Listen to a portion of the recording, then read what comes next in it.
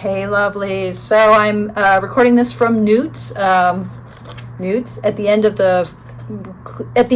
the first day. Although there's still some evening events. There's a meet and greet, and there's speed friending with Madame Pamita, and I think there will be alcohol. I know there will be hors d'oeuvres. So I'm looking forward. But I just wanted to come on to do actually a dueling deck dialogue, but especially to do it with my brand new deck. So I'm on a very strict tarot budget right now because I don't work full time at the hospital anymore, and I ain't making much money, and I just started a new program, clinical mental health counseling. So I've just taken out student loans. You know, I don't get to buy me all the decks I want, but I saw Tara Cochran, who is the artist behind the Telezma Tarot, which Janaki first, your channel, if you're seeing this, you first turned me on to her art, and I almost bought it online, you know, ages ago, or when I first heard about it, but I didn't, because, you know, it was a little bit more expensive than I could at the time justify. But seeing Tara here, and seeing the deck in person, and I mean, this is one of the reasons it's so great to go to like a symposium, a conference, right? Like, you get to meet the artists, and then you actually get to give them your piece of plastic, and they get to give you their 78 pieces of beautiful art. So this is the Telezma Tarot, and it is now in the rotation for the Drop 'em 78. So I have not looked through this deck. I have not obviously read with this deck before. It is brand spanking new. Look at how freaking beautiful the background, the backs are. And I mean, this is, again, I'm not a big gilding person. You've heard me say that before perhaps, but this is very, very nice gilding. And it's totally appropriate with this deck that has the black borders and the gold inner borders. Beautiful cardstock. I don't know, I'm going to say it's 350 GSM. That's what I'm just going to guess. That kind of, not the super grippy rose petal finish, but a really nice finish. And I love collage decks. I mean, it's probably, like, in terms of genre, it's probably my favorite genre of deck, you know, is the collage deck, because there's something about collage as an artistic form that just captures what tarot is. I mean, tarot is all about making connections and finding synchronicities. So when the image itself is about that weaving and knitting together of disparate things, oh my gosh. And particularly the kind of collage that really feels like, I don't know, if I didn't ask Tara, I don't know if she literally, if these images are literally cut or not. Maybe it says, but it has that feel of old school collage, like Tierra May's Ritual Tarot. It feels a lot like Tierra May's Ritual Tarot. Let's see what she says. Yes, all the images on the cards are handmade collages. I created them by cutting pictures out of old magazines and books with scissors and affixing them to paper with a glue stick.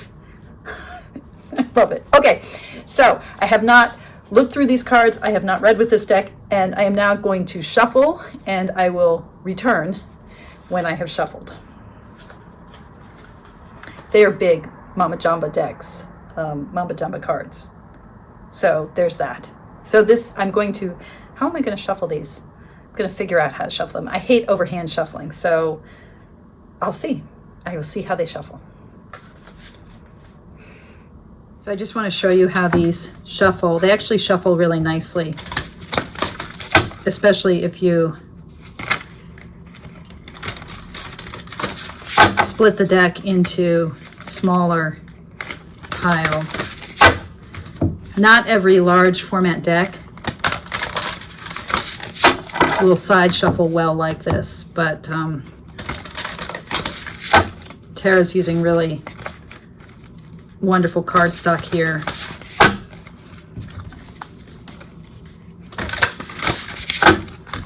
And they really do shuffle beautifully.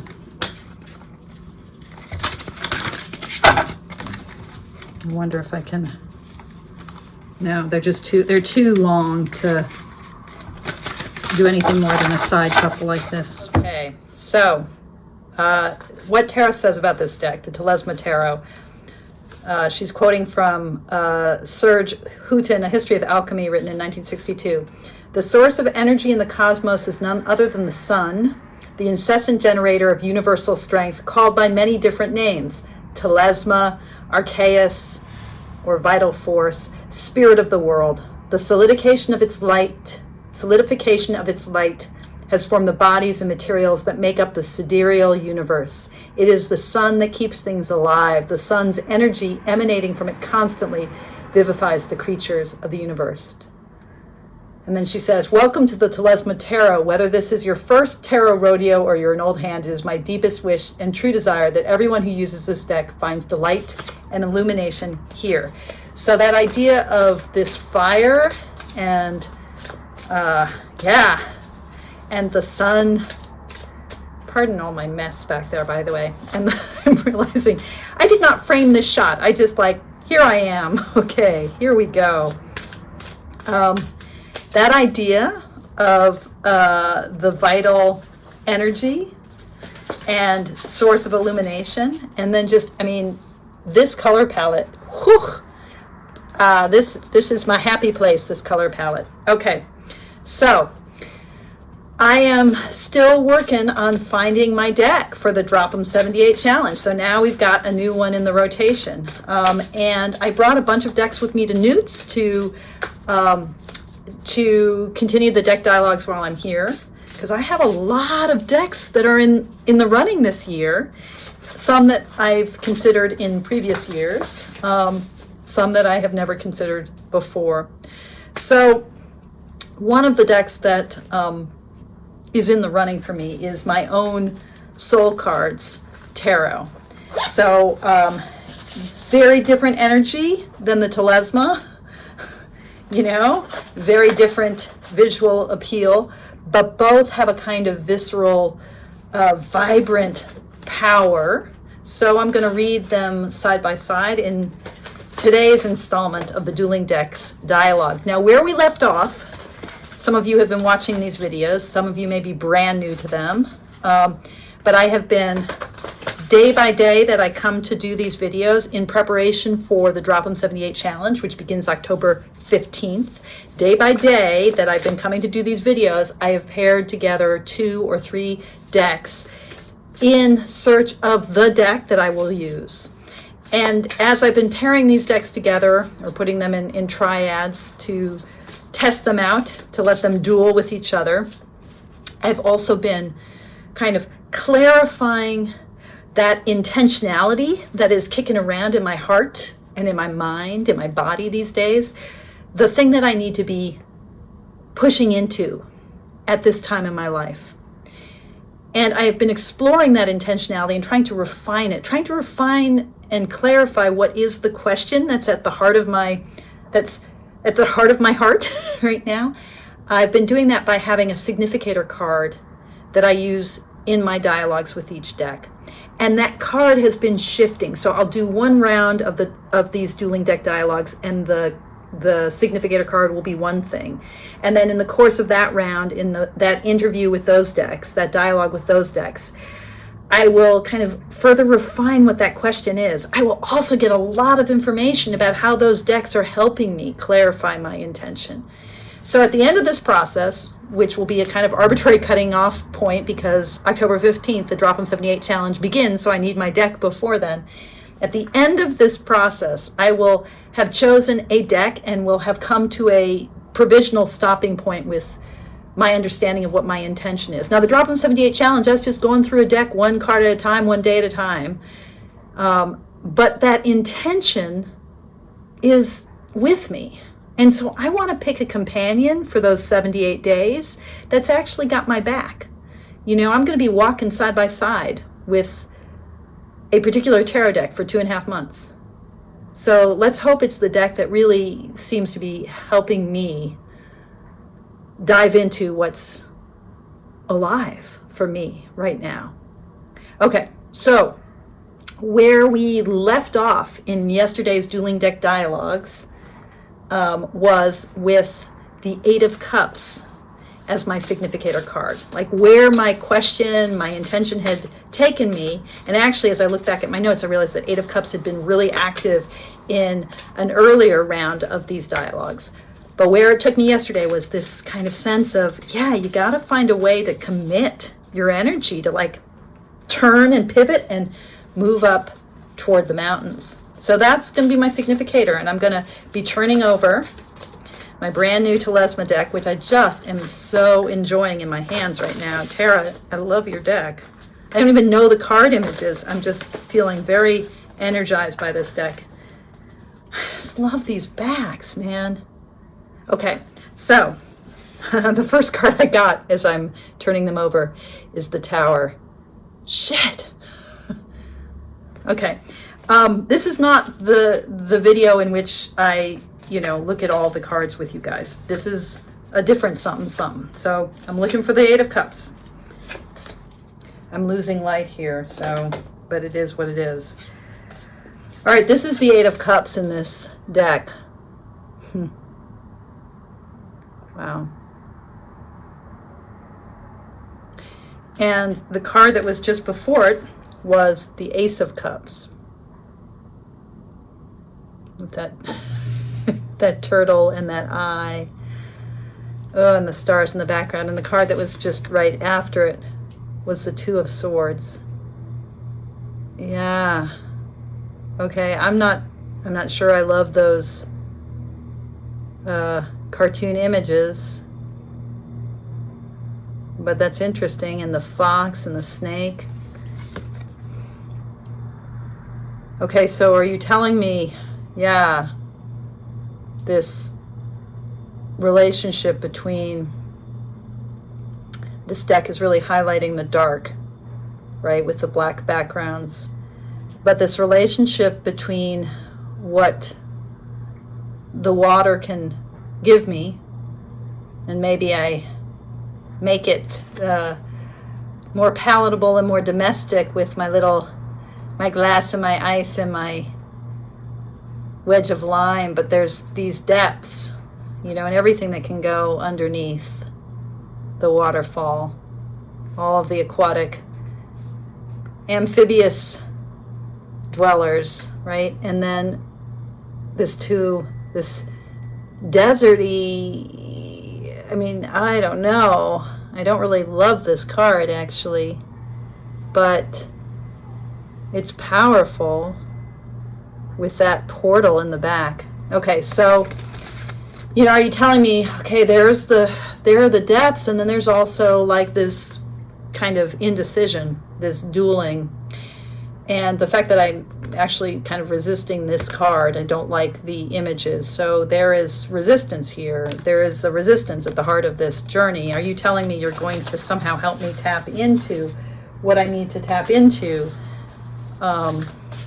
to work through that resistance, to resolve that Two of Swords, to kind of get on, make a decision, move forward? Is that what you're telling me? Are you going to give me the resources of that cups energy, that watery, intuitive space to help me work with whatever is holding me back or putting me at an impasse?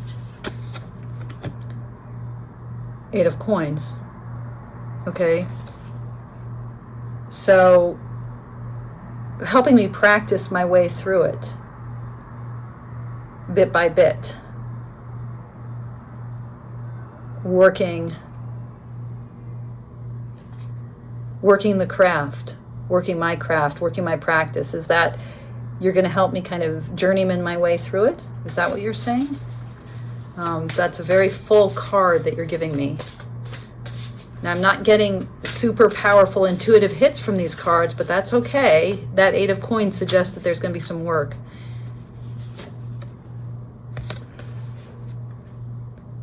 King of Swords. Yeah.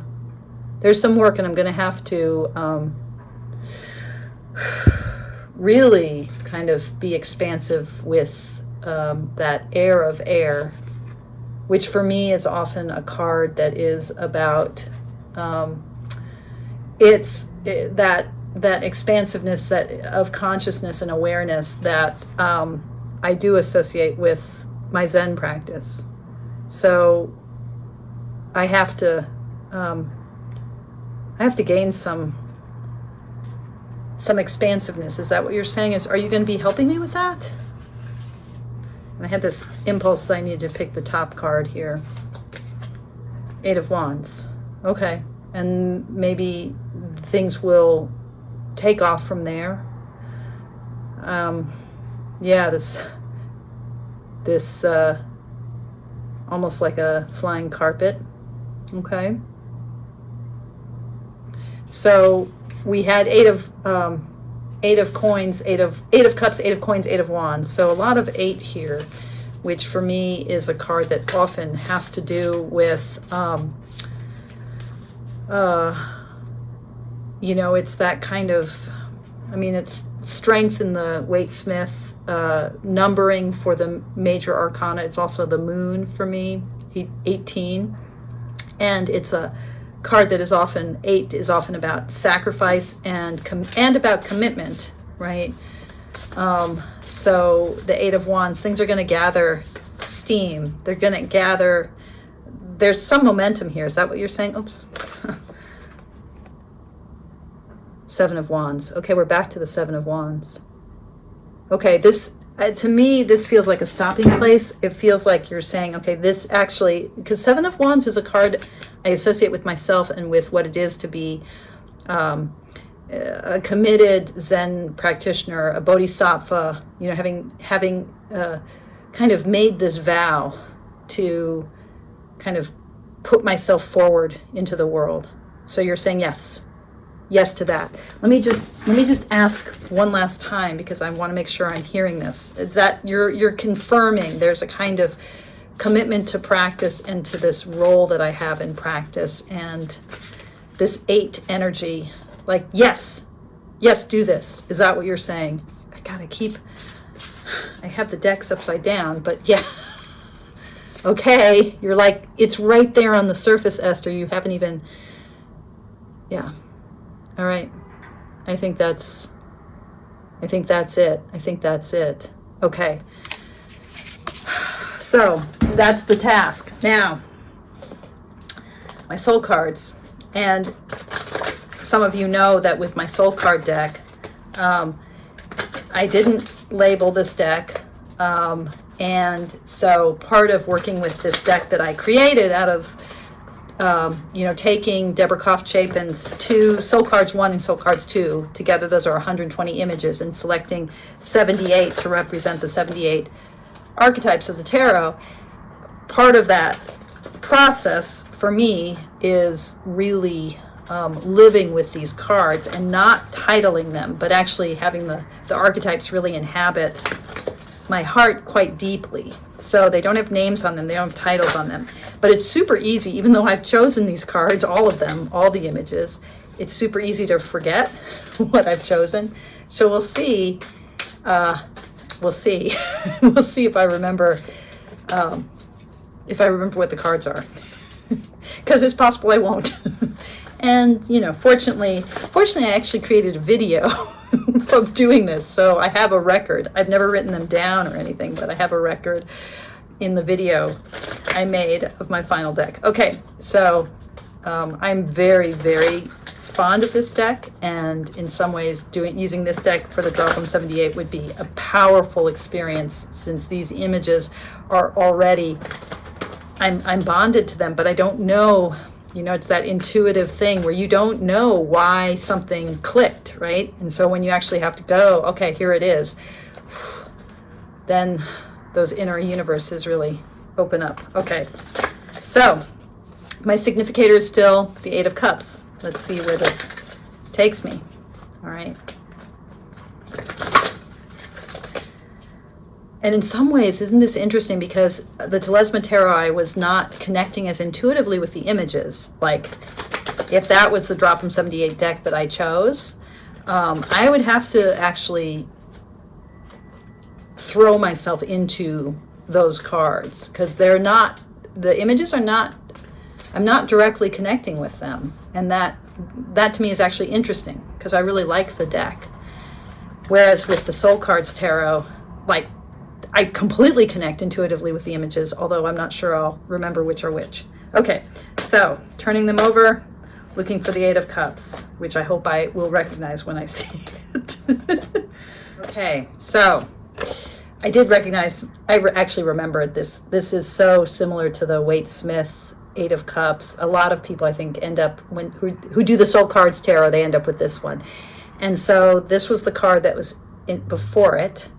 And this is my Five of Swords. So, you know, it's capturing that way in which that card really has this sense of, you know, all of the positions in any moment of a zero-sum game. You know, there's the, if you think of the Waite Smith image, the guy who's victorious, the person he's beaten, the person he's really beaten, like the three figures on the beach.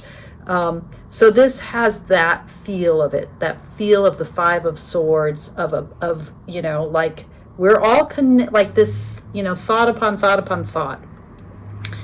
And then this is the Six of Wands, right, with that echo of the laurel wreath of the victor.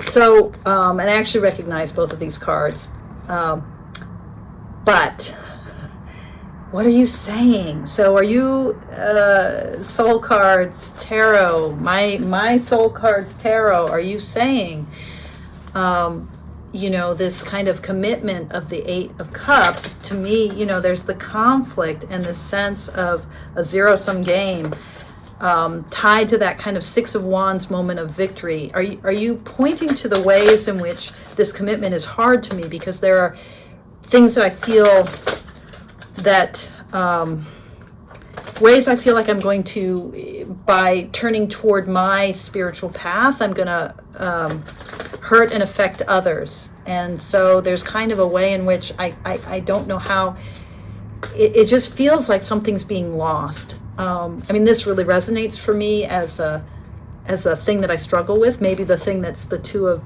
Swords. I'm pointing toward the Telezma Tarot, which is sitting over on the table there.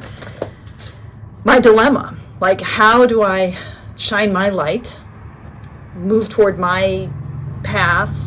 You know, that feels very individuated and differentiated, and that's a good thing. But all the ways that ability to have myself come forward, that Six of Wands sense of recognition, of triumph, of being loud and proud, that hurts others? Or are you identifying that conflict? And if so, if I'm right and you're identifying that conflict within me, how are you going to help me with that? And this is that the Knight of Pentacles? I think this is the Knight of Pentacles. No, let me double check. Yeah, this is my Knight of Pentacles. So, you know, are you saying that you're going to be my companion? You're going to help. You're going to be my steadfast, my protector in this? Or are you going to help me embody a kind of steadiness in this quest? I mean, I like that this is a knight. So are you saying that you're going to help me find my way, in the sort of a patience of this? Like, maybe it doesn't all have to be so Eight of Wandsy, like the Telezma, this kind of hurtling into the commitment, that it could be more of a steady, you know, that, I mean, in this deck, the way I've designed it, the Knight of Pentacles is, it's a horse, it's a winged horse, but, you know, it's my Knight of Pentacles. There's steadiness there. Is that what you're offering to me? And this is my Page of Cups, which is a card that I've been getting a lot of late. I've been pointed to a lot. So you're like, yes, Page of Cups. This is, we're starting here. We're holding the big cup, okay? So you're saying you're going to help me.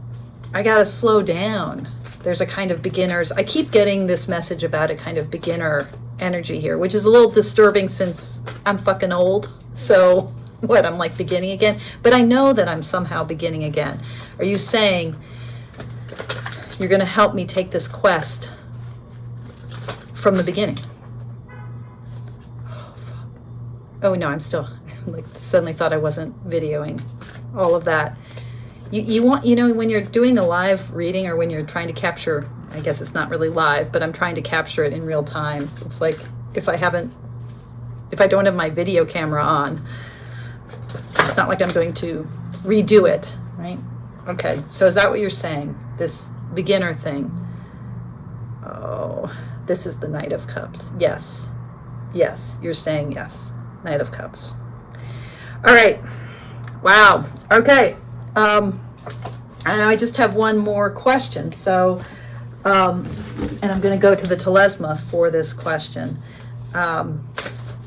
So I ended my Telezma. I had Seven of Wands and the High Priestess, which both felt like kind of cards, me, pointing to my commitment. And now we've got the Knight of Cups.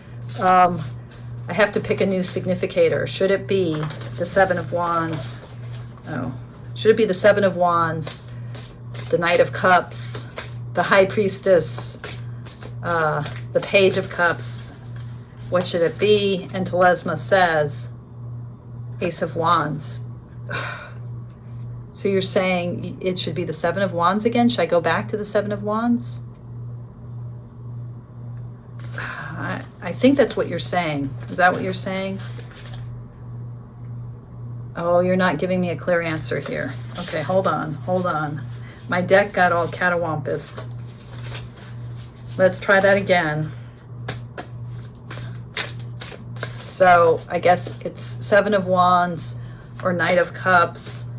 I don't think it's High Priestess, but maybe it is. What are you saying? What are you saying? What do you think I should be doing? Queen of Swords. I don't understand. I don't understand.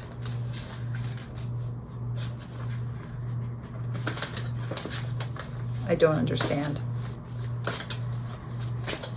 I don't understand.